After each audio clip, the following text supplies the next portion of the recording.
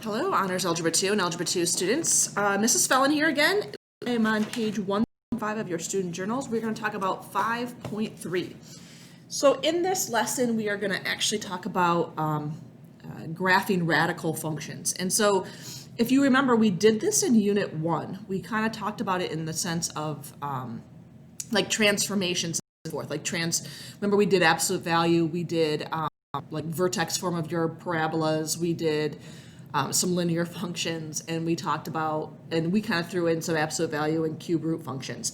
So today we're going to kind of get into a little bit more detail with the cube root and square root functions particularly.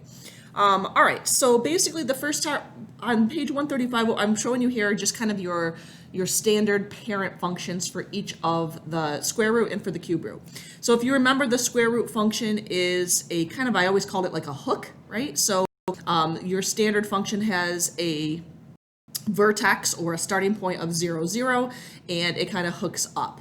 If it were a negative root, then it would hook down, and so that would give you kind of like that sideways parabola look if you graphed both the positive and the negative version of your square root function. The range, a domain and range for a square root function is defined. In other words, you're not going to have all real numbers for either one of these. So if you look at it, your x values start kind of right here, right? So your x values, if you look at your x-axis, the first x value that we're going to use is 0, and then it goes on forever into the positive direction. So our domain is all real numbers greater than or equal to 0. How we're going to write domain, if you wrote it in set notation, is, remember, we're going to say all real numbers like that, and we're going to say x is greater than or equal to 0. So we're going to use that set notation.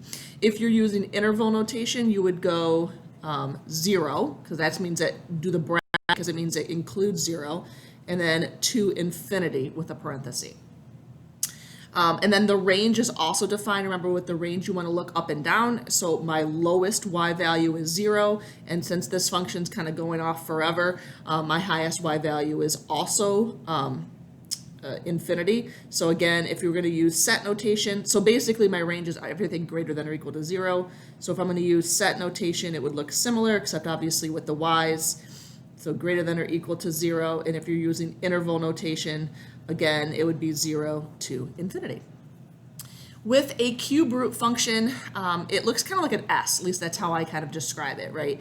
And so what we're looking at here is the cube root of a value, okay? So it's almost like a square root function. You can imagine that you have a square root function, and then like this branch right here would have normally gone this direction, is kind of reflected over that y-axis. So that gives it that S-shaped. If there was a negative cube root function, then the S would be kind of pointing the other direction. Again, our vertex or our middle point is that 0, 0, and then that's kind of for our parent function. Our domain and range is going to be all real numbers for this particular function, because there's no definite or like defining point that doesn't work, right? So all the x's work, all the y's work. The reason why we have our domain and range undefined or set in terms of this case, like x is greater than or equal to 0, is because if we had a value, let's say, if x was -4 and I took the square root of -4, you're going to get an imaginary number, and so that doesn't exist. It's not in our real number system. Whereas with a cube root, I could take the cube root of, say, -8 or -4 or whatever, because you can have the cube root of a negative number, you can't have the square root of a negative number. So again, our domain, you could write it in this case, if you're using set notation, it would just look like all real numbers. If you're using interval notation, it would be -infinity to infinity. And then again, the range, same deal. Set notation looks like that, and then interval notation looks like that. Okay, let's move to page 136. And on this page has a bunch of just the different transformations. And I know we've talked about this in the past in terms of how we kind of shift our function. So I just kind of want to remind you, like, there's a horizontal translation, and I just want to remind you that shifts your function left and right. And so if you remember when we did this with other functions, that's where you have like, you're changing your x value. So like x -3, x +5, that kind of thing. So like in this example, x minus 2 shifts it 2 to the right, kind of the opposite if you want to think of it that way. Remember, because it's like saying x minus h, and h in this case is going to have to be a positive 2, and so that's why that's given me and it looks like it's x minus 2, but the h value is actually positive. And in this case, it's 3 units to the left. Remember, vertical translation is up and down. So again, that's where you add something to the entire function. So here's your function, you're going to add or subtract. So 7 units up or 1 unit down. The reflection over the x and y axis. So remember, if you're changing just the x value, so you're just changing the inputs, that's a reflection in the y axis. If you're multiplying the entire function by a negative, that's a reflection in the x-axis. And then our favorites were like the horizontal shrink and stretch and the vertical shrink and stretch.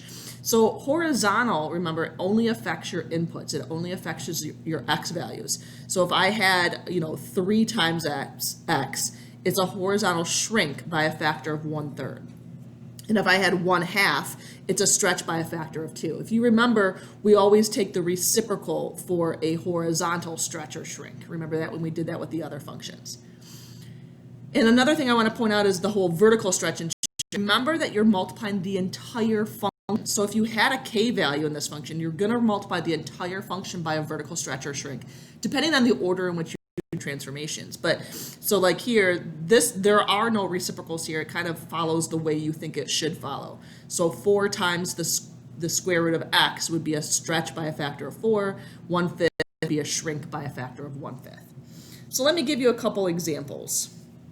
So if I had the square root of 1/3 x, what I want to kind of talk about is how we would maybe graph this and what this would look like.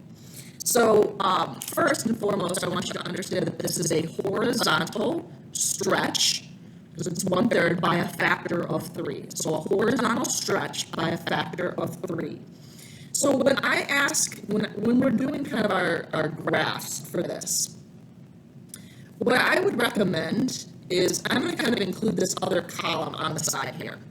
So what I would recommend is that you think about values, since we're talking about square root, and I'm gonna kind of challenge you to do this without a calculator. So for example, I know that I can take like the square root of 0, for example, and I can take the square root of 1, and I can take the square root of 4, and I can take the square root of 9. What I can't really take the square root of is like, say, 2 in my head, or 3 in my head. Right? And obviously you have a calculator and you can do it that way, but if we're gonna try to do this in our heads and try to be efficient, I would like you to think about what values what are my perfect squares. So in this column, I'm putting my perfect squares. So in order for me to get, to do this in my head, I think, well, the perfect squares are, square root of 0, 1, 4, and 9. So then in the next column, I think about, okay, well, what value do I have to plug in for x to make this 0? So how do I make 1/3 x 0? Well, I'd plug in 0, because 1/3 times 0 is 0. And if I plugged in 0 for x, my output would be 0.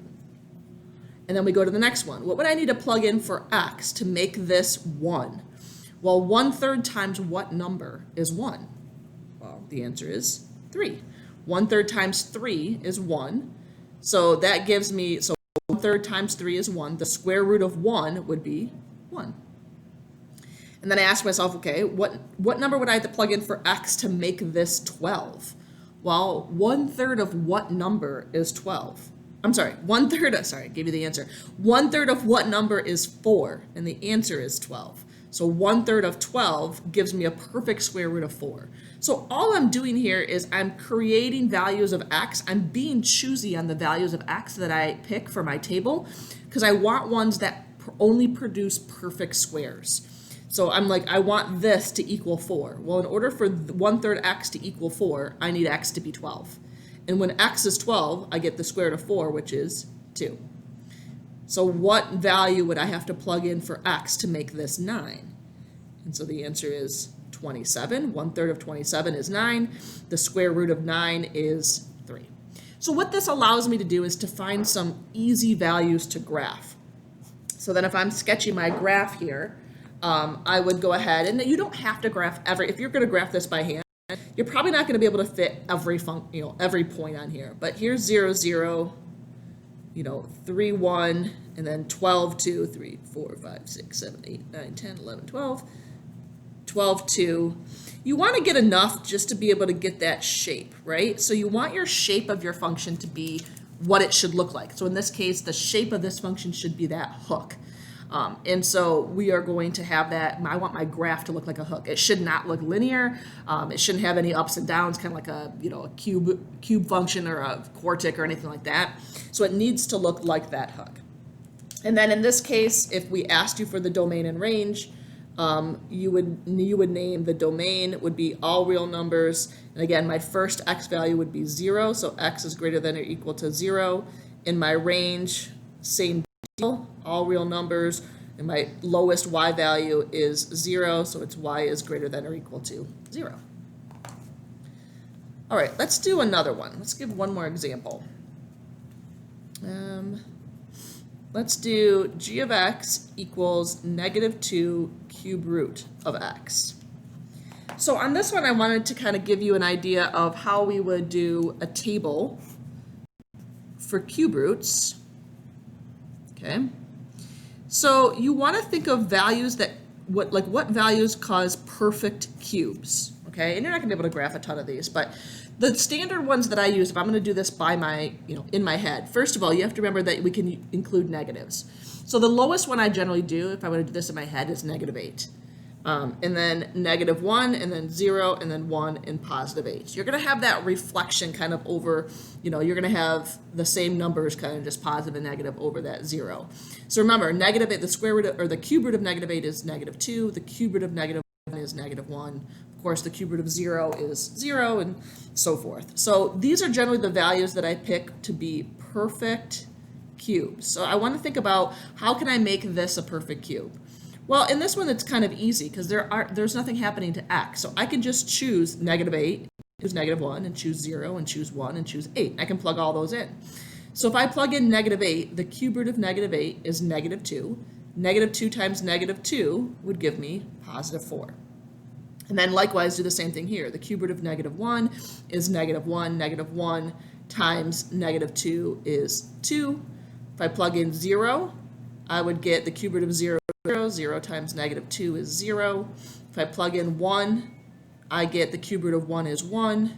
1 times -2 is -2. And then you will see kind of that these have that reflection. Let's go ahead and graph this. Again, you're not going to be able to graph every point on here, but let's graph the origin, and then -1, 2 is up here. 1, -2 is down here. If we could do the 8s, would be great. So 1, 2, 3, 4, 5, 6, 7, 8, and -4 would be down about here.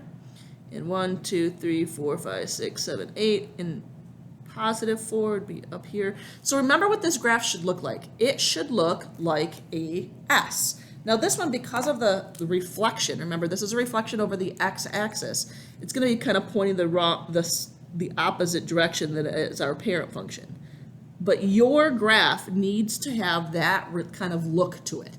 It needs to be kind of an S-shaped graph. Should be linear, should be, it needs to kind of have this pattern, and that's really important.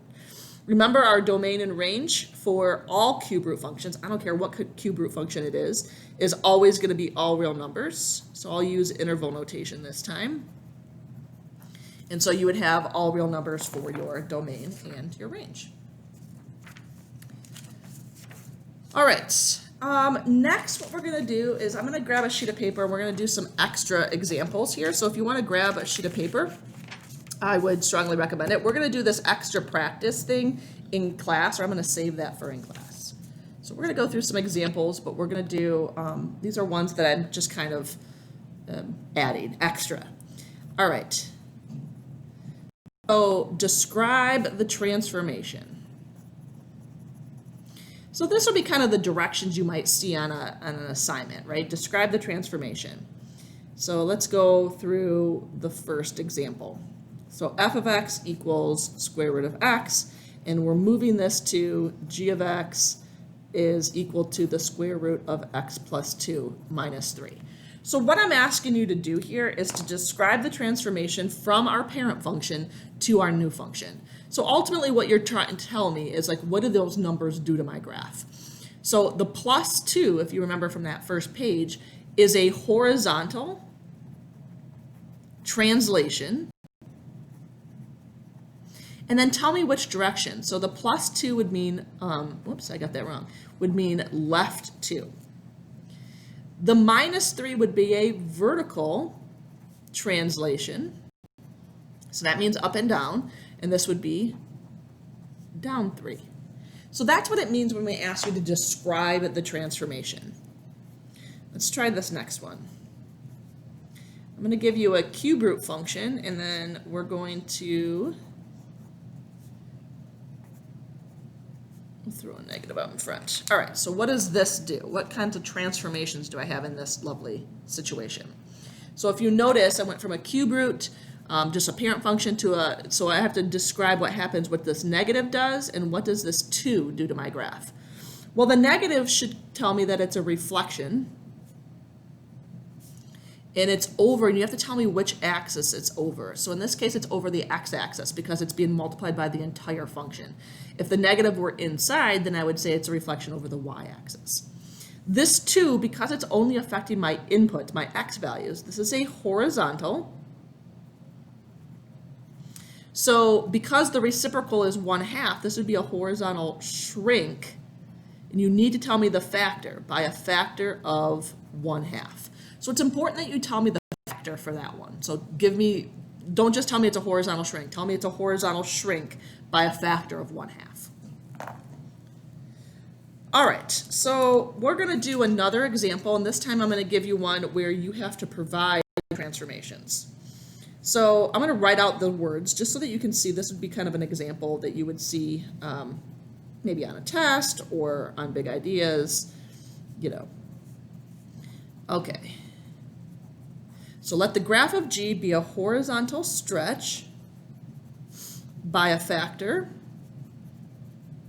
of 3, followed by a translation. So I want you to get used to all these words, okay? So that's why it's important that we kind of use all these words. 6 units to the right of the graph of f of x equals the cube root of x. And then it'll say, whoops, write a rule of G. All right, so in other words, what they want us to do here is to follow kind of our end. We've done this before, and so now we're with a lot of other functions, and now we're just going to kind of do this with a cube root and square root function. So basically what we're getting at is we're starting with a function, right? So we're starting with this. We need to find, so the first transformation it says, let the graph of G be a horizontal stretch by a factor of 3. So what that means, a factor of 3 would mean 1/3 x. So remember, that means that we are going to multiply just our inputs by 1/3. So what I want you to think about is kind of like cut and paste, right? So you're replacing the x in this function with 1/3 x. So it's going to look like that. So that's transformation number 1. Followed by a translation of 6 units to the right. So translation of 6 units to the right would mean that I am moving this x minus 6, because this causes my graph to move left. So again, what I want you to remember is that this is like you're replacing x with that value. Watch what I'm doing here. You're replacing x. So that means that 1/3 needs to be multiplied by that entire expression. So 1/3 times x minus 2. And then last, so we did that one, and then it says of a graph of x, write a rule for G. So they want you to write your final answer as G of x. I would like you to distribute this. So 1/3 x minus 2. And this would be your function following those two transformations of your parent function. So I think that's important that you follow the order in which we're writing these, right? So you're not just kind of doing them in any order possible, and you're also simplifying your answer at the end. All right, let's do a couple more. I'm gonna grab another sheet of paper. Okay, on this one, we're gonna get into graphing a parabola. We've already done parabolas, right? This one's going to be a little different. This one looks like 1/2 y squared equals x. So what I want us to do here, and I'm going to show you how to do this on your calculator. So we've learned how to do this without a calculator. Now I'm going to show you how to do it with a calculator. So in order for us to put this into our calculators, we need to solve for y. So the first thing I'm going to do is multiply both sides by 2.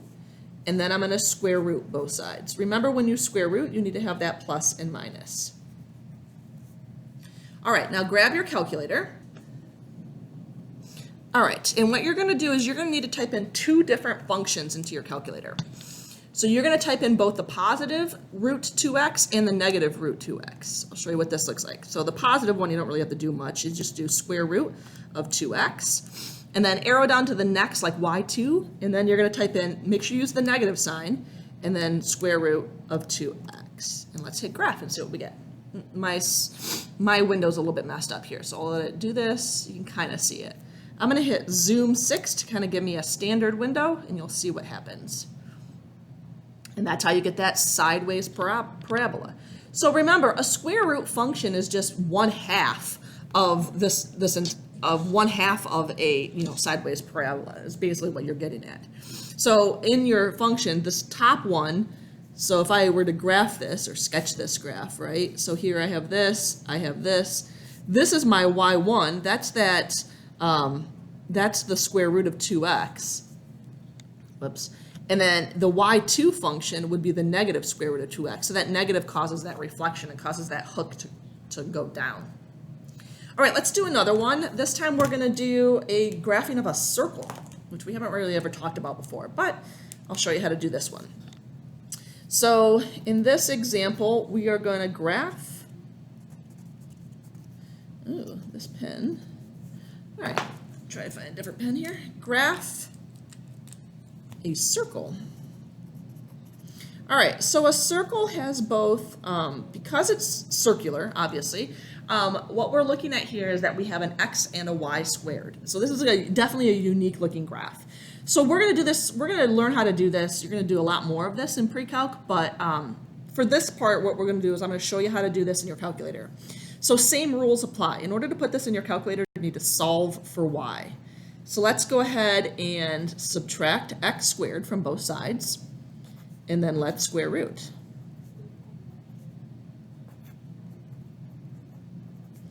All right, so now you're going to put this into your calculator. So in your y1, you're going to put in the square root of 16 minus x squared, and then in your y2, you're going to put in the negative square root of 16 minus x squared.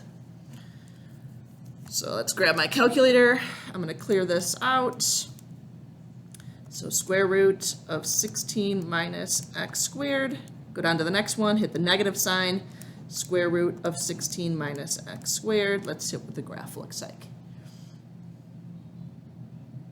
And there's your, it doesn't really look circular, but it is. It's just not showing up real great on this graph because it has, so the radius is 4, right? So from the middle, or which is the center of your circle, to each of the edges is 4. It's just, maybe I have my,